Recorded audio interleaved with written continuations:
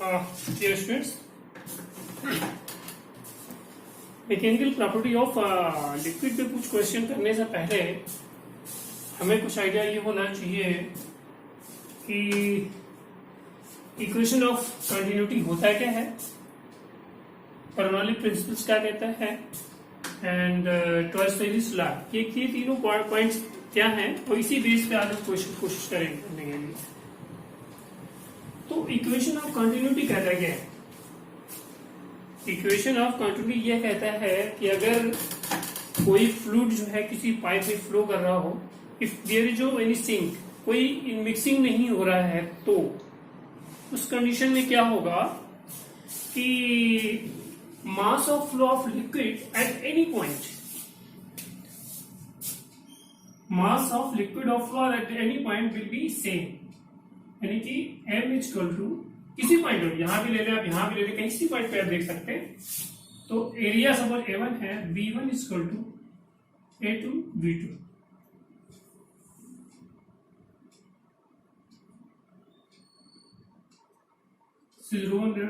But चूंकि हमने ideal fluid लिया है तो उसमें क्या होता है, फ्लो के साथ में जो है डेंसिटी चेंज नहीं होती है, तो हम दोनों डेंसिटी जो है सेम ले सकते हैं।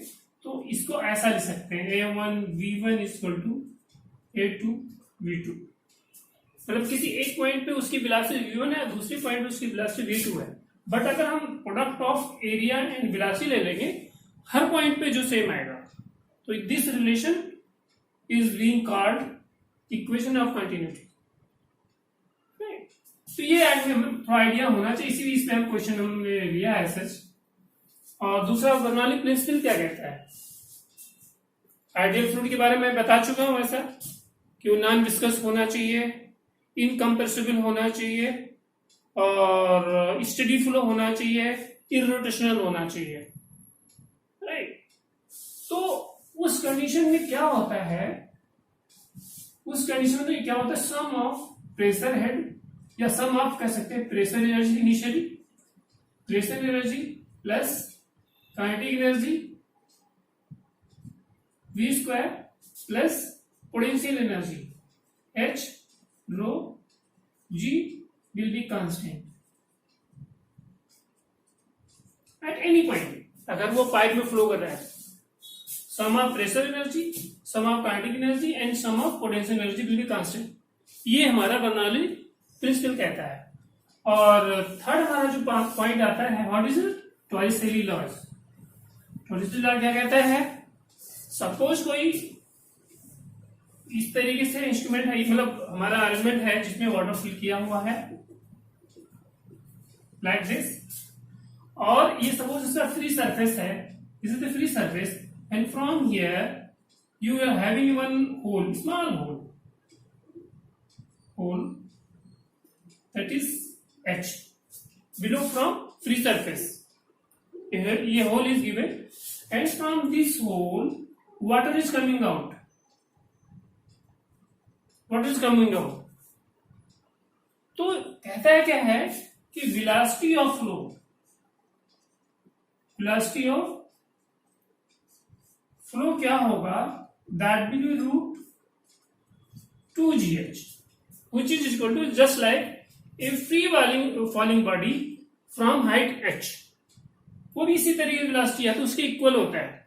तो दिस इज टॉरसेलीज लॉ। तो आपको ये थोड़ा सा आइडिया होना चाहिए, ठीक है। मैंने ये रिकॉल करने की कोशिश करी ताकि क्वेश्चन करने में आपको मुश्किल ना हो। तो हमारे पास जो क्वेश्चन है इस तरीके से कि इस तरीके से आपका जो है पाइप का अरेंजमेंट जिसमें वाटर फ्लो कर रहा है, हमने दो पॉइंट लिया है, point A and point B. यहां से जो वाटर फ्लो कर रहा है, यहां जो क्रॉस सेक्शन आपका दिया हुआ 1 centimetre square, and B cross section दिया हुआ 0.5 सेंटीमीटर स्क्वायर, राइट। अब कहता क्या है, height of difference between A and B, ये भी दिया हुआ 0.5 सेंटीमीटर, सॉरी 5 सेंटीमीटर। अगर किसी स्पीड से जो है कि ए speed at the point A, speed of water entering क्या है 10 सेंटीमीटर पर सेकेंड, और जी दिया और 10 सेंटीमीटर पर सेकेंड स्क्वायर, मतलब वैसे 9.8 लेते हैं लेकिन यहाँ 10 सेंटीमीटर पर सेकेंड स्क्वायर इसलिए लिया है ताकि कोई उसको सॉल्व करने में आसानी हो, राइट। तो आपसे पूछा क्या जा रहा है, find the speed at B and pressure difference between A and B. आसान सा सवाल है, बट थोड़ा सा करने से पहले थोड़ा सा हमने स्ट्रक्चर इसलिए किया था कि आपके जो है माइंड में वो चीज कंफ्यूजन ना रहे। इक्वेशन कंटिन्यूटी क्या कहता है, बर्नौली प्रिंसिपल क्या है, टॉर्सनल लॉ क्या है। तो अभी हम इन दोनों का यूज करेंगे। पहले जो है स्पीड एट बी मालूम करना है, तो इसको कैसे करेंगे। इसको करने से पहले मतलब बेस्ट तरीका यही है कि बस इक्वेशन ऑफ कंटिन्यूटी कहता है क्या है, 2 पॉइंट लिया है तो A1 V1 equal to A2 V2। यहां आपको स्पीड निकालना है तो VT इक्वल टू क्या हो जाएगा, A1 V1 अपान A2। A1 आपका दिया हुआ 1 सेंटीमीटर इंटू स्पीड भी दी हुई है 10 सेंटीमीटर, 10 सेंटीमीटर पर सेकेंड स्पीड दी हुई है अपान A2 कितना है, यानी बी का जो एरिया, इस पॉइंट पे एरिया दिया हुआ है 0.5, राइट। तो इसको क्या साथ कर सकते हो, 10/5 इंटू 10, क्या कितना हो जाएगा, 20 हो जाएगा, 20 सेंटीमीटर पर सेकेंड। ये आपकी स्पीड हो जाएगी at the B, isn't it. कोई मुश्किल नहीं है, लॉ ऑफ इक्वेशन का, लॉ ऑफ कंटिन्यूटी यूज किया, उसने निकाल लिया ऐसे। तो एरिया दिया हुआ है, पॉइंट पे वेलोसिटी दी हुई है, तो बी पे हम स्पीड आराम से निकाल लेते हैं, इसका इस क्वेश्चन की यूज की होगी, ठीक है। अब दूसरा क्वेश्चन क्या कहता है, दूसरा पार्ट हमारा क्या कहता है, pressure difference between A and B. जब प्रेशर डिफरेंस की बात आ जाती है तो माइंड में हमेशा होना चाहिए यहां में बर्नौली जो है प्रिंसिपल का यूज करना पड़ेगा, राइट। तो हमारा क्या कहते हैं, उसको सॉल्व करो, इक्वेशन को सॉल्व को 2 पॉइंट लिया है तो इक्वेशन हमारा यानी कि PA plus pressure energy, kinetic energy, right. ये V1 हम कर लेते हैं प्लस H हो जाएगा rho G equal to PB plus half rho B निकल लें, इसको B कर सकते हैं, plus H B rho G। तो आपके वहां से पहले यही इसी क्वेश्चन को सॉल्व करना है, बर्नौली प्रिंसिपल का यही क्वेश्चन यूज कर रहे हैं सच। तो इसको हम ऐसा कर लेते हैं, इसको ऐसा कर लें, P इसको एक तरफ कर लेते हैं, PB माइनस PA, ऐसा कर सकते हैं। ये हमारा प्रेशर डिफरेंस पूछ रहा है तो ऐसा हो जाएगा, और सबको इस तरफ लेकर चले जाओ, half rho A minus square B square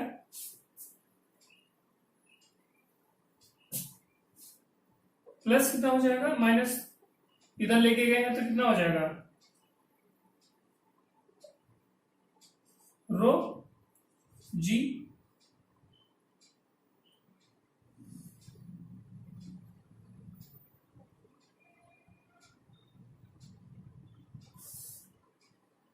common ले सकते हैं आप, H A minus H B. अब आपके पास सारी चीज दी हुई है, प्रेशर डिफरेंस क्या नाम, हाइट डिफरेंस दिया हुआ है, रो आप वाटर का बता ही सकते हो आप, जी आपके पास 10 सेंटीमीटर पर सेकेंड दिया हुआ है, ठीक है। तो हम जो है कि प्रेशर डिफरेंस निकाल सकते हैं, ये भी वैल्यू आपको दी हुई है, ये भी दी हुई है, सारी चीजें दी हुई है, अब आराम से निकल सकता है। तो इस तरीके से आपके पास क्वेश्चन बनते हैं कि लॉ ऑफ कंटिन्यूटी की यूज कैसे करते हैं, बर्नौली प्रिंसिपल का यूज कैसे करते हैं। अभी हमें जो है टॉर्सलीज लॉ के बारे में क्वेश्चन और करेंगे, उसके बारे में भी देख लेंगे, राइट। तो इसके उम्मीद करते हैं ये सॉल्व हो जाएगा आपसे, बहुत मुश्किल नहीं था, ओनली वन आइडिया की कि आपके पास थोड़ा मैं रिकॉल करने की कोशिश करी थी कि ये सारी चीज आपको आइडिया होना चाहिए फिर सॉल्व करने क्वेश्चन को, राइट। हमारे पास दूसरा क्वेश्चन क्या कहता है, जो टॉसलीज लॉ पे बेस्ड है, water is flowing continuously from a tap having internal diameter 8.8 into 10⁻³ meter. Water velocity as it leaves the tap is 0.4 meter per second. Find the diameter of the water stream at the distance 2 into 10⁻⁻1 meter below the tap. इस तरीके से arrangement है आपके पास, यहां whole है और this is free surface of water, तो initially water is coming, इसमें अगर होल कर दिया गया है तो water will be coming out, but ये जो डिस्टेंस दिया हुआ है, ये होल का डिस्टेंस दिया हुआ है, दिस इज 2 into 10⁻⁻1। यहां ने इनिशियली वाटर स्टार्ट किया फ्लो करना, तो इस पॉइंट में वेलोसिटी पहले निकाल लेते हैं। जो हम मोशन का जो चैप्टर पढ़ रहे थे, मतलब किसी हाइट से जो कोई चीज अगर गिर रही होती है तो उसकी वेलोसिटी कैसे निकालते हैं। हमारे पास इक्वेशन क्या था, b² = e² + 2gh। u दिया हुआ आपके पास इनिशियली, ये दिया हुआ है 0.4² प्लस 2 into g 9.8, h दिया हुआ आपके पास 2 into 10⁻⁻1। इसको सॉल्व कर लो, ये स्क्वायर हो जाएगा तो ऐड कर दोगे, तो this will come approximately b = square करोगे, इसका रूट ले लोगे तो 2 मीटर पर सेकेंड। ये आपके पास आ गया। जब भी आपके पास ये आ जाता है, then again you have to use equation of continuity. क्यों? क्योंकि यहाँ आपकी वेलोसिटी पता है और इंटरनल डायमीटर भी पता हुआ है, लेकिन डायमीटर आप पूछ रहा है, यहाँ इसका डायमीटर पूछा जा रहा है आपके पास, तो इसको आप सॉल्व कर लो। इक्वेशन ऑफ कंटिन्यूटी क्या कहता है, a1v1 = a2v2। इस पे एरिया निकाल लो, पाई d1/2 का होल स्क्वायर, v1 = पाई d2/2 का होल स्क्वायर। अब दिस इज, ये आपको क्वेश्चन में पूछा गया है, ये चीज दिया हुआ है और v2 आपने निकाल लिया ही है सच। पाई क्रॉस कर सकते हो आप, एंड d आपका दिया हुआ है 8 into 10⁻³ होल स्क्वायर। b का v1 आपके पास दिया हुआ है 0.4 = d2 आप पूछे जा रहे हो, आप d2 का स्क्वायर/4 into v2 into 2 से क्रॉस कर सकते हो, राइट। तो आपके पास कितना हो सकता है, 2 से ये क्रॉस कर सकते हो, 4 हो जाएगा, 16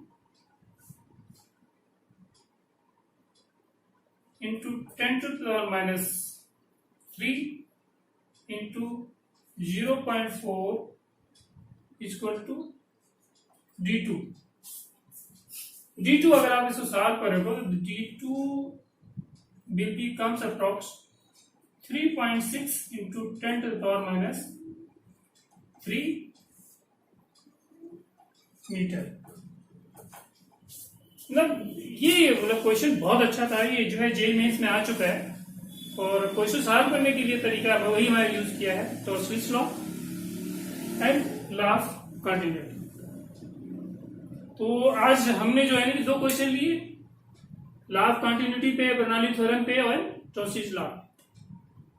उम्मीद करते हैं कि और भी अभी क्वेश्चन बनते हैं, बहुत अच्छे क्वेश्चन इस पे बनते हैं, वो आते जरूर हैं, तो आप और भी क्वेश्चन को सॉल्व करें। आप उम्मीद करते हैं कि सारे में इसमें कोई कंफ्यूजन नहीं होना चाहिए। आई ट्राइड माई बेस्ट कि आपको जो है फंडे क्लियर हो जाए। बिफोर सॉल्विंग दिस क्वेश्चन हमने इसके बारे में थोड़ा आइडिया दे दिया ताकि आपको जो है रिकॉल हो जाए कि आपने पढ़ाई होगा ऐसे, तो रिकॉल होने पर क्वेश्चन आसान हो जाते हैं, राइट। नाउ कुछ क्वेश्चन अब सरफेस टेंशन पे कर लेते हैं। जब बहुत ही अच्छा ये टॉपिक हो जाता है सरफेस टेंशन का, और इस पे क्वेश्चन जब बनने की बात होती है तो अच्छे अच्छे क्वेश्चन बनते हैं। तो क्वेश्चन हमारे पास अभी जो सरफेस टेंशन का है वह इस तरीके से है। ये क्वेश्चन जेईई मेंस में आ चुका है, तो हम इस क्वेश्चन को लेते हैं क्या, कैसे सॉल्व करते हैं। हमारा क्वेश्चन क्या कहता है, one large bubble of soap of diameter d breaks into 27 bubbles having surface tension T.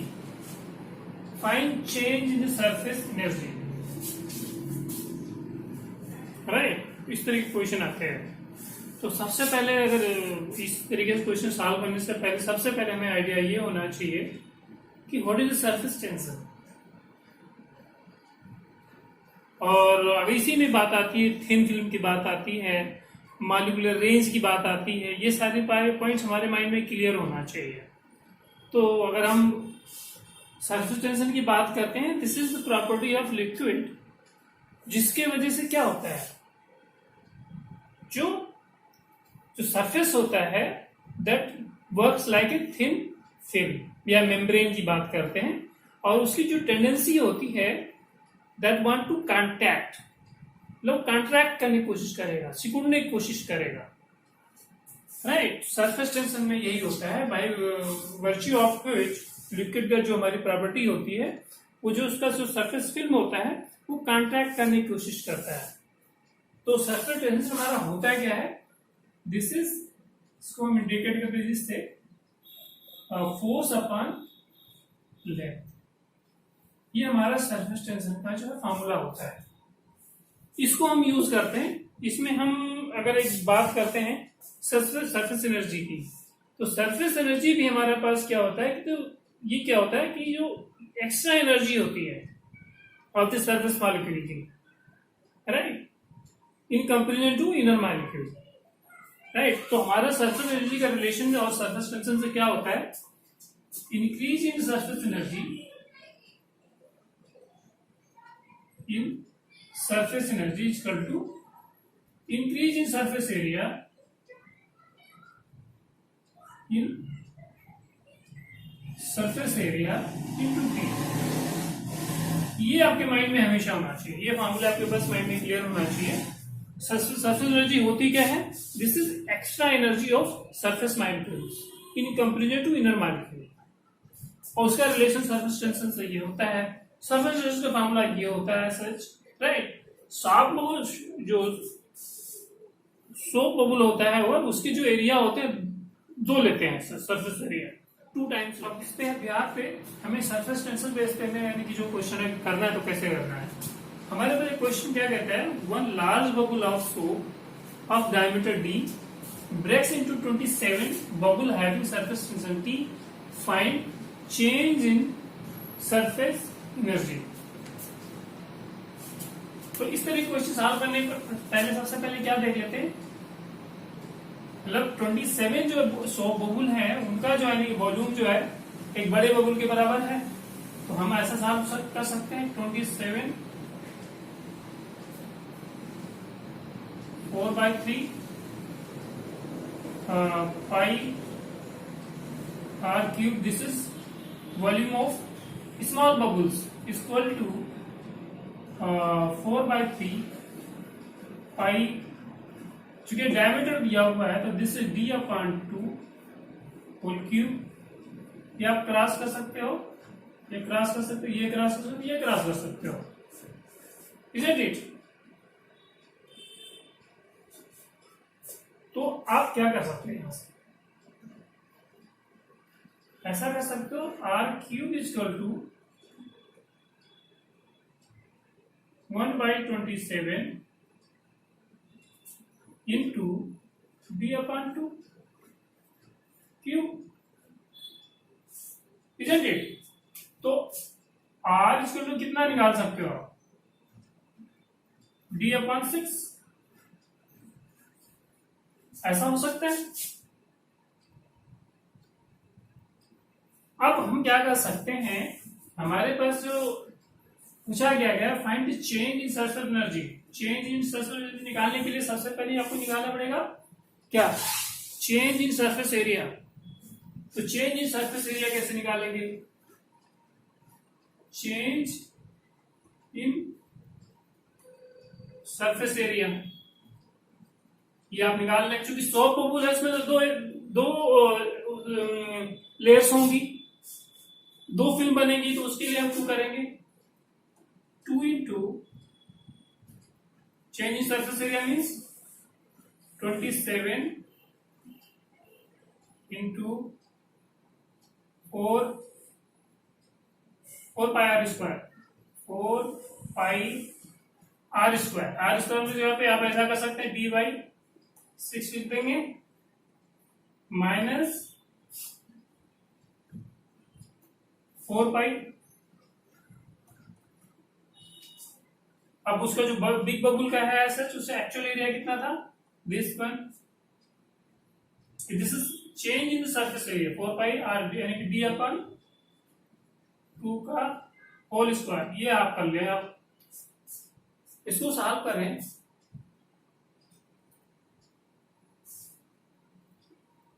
Four pi आज जगह सेम है, तो इसको आप बाहर ले सकते हैं। 2 इंटू 4 पाई 27 इंटू ये कितना ले सकते हैं आप, 3 square upon 36 minus d square upon 4, ऐसा लिख सकते हैं आप। इसको सॉल्व करें, कितना हो सकता है, 2 इंटू 4 पाई, अगर हम 27 ये है इंटू डी स्क्वायर माइनस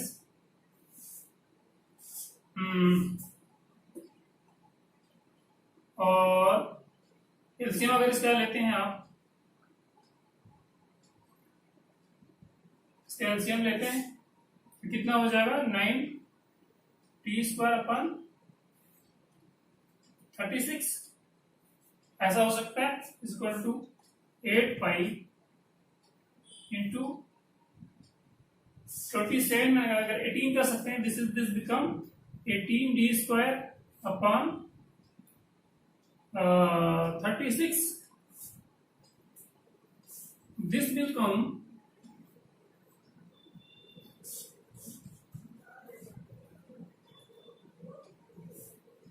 कम कितना, how much,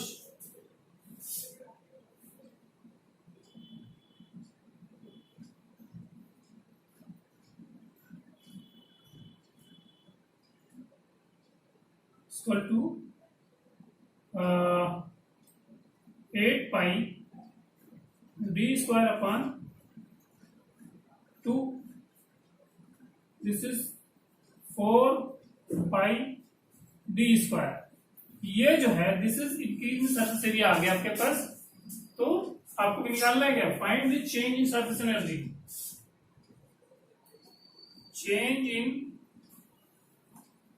surface energy is equal to surface tension into change in surface area. Change in surface area T into 4 pi d square. This became your final solution. Right, कोई confusion नहीं होना चाहिए। आपको surface energy का example थोड़ा idea होना चाहिए कि सरफेस एनर्जी होता है क्या है। This is extra energy required, this is extra energy of surface area in comparison to inner area, and relation between surface energy and surface tension, change in surface area is equal to surface tension to change in surface area. आपके formula ये हो गया, तो change in surface area पर निकाल लोगे आप, उस पर फिर फाइनल इक्वेशन में पुट कर दोगे, फिर आपको चेंज इन सरफेस एनर्जी आ जाएगा। बहुत अच्छा क्वेश्चन है ये, ठीक है। तो उम्मीद करते हैं ये सरफेस टेंशन का भी एक क्वेश्चन हो गया। इसके और भी क्वेश्चन बनते हैं, तो इस पे करने से इसको कोशिश करो आप लोग सॉल्व करने के लिए, और भी क्वेश्चन करो आप सरफेस टेंशन के लिए।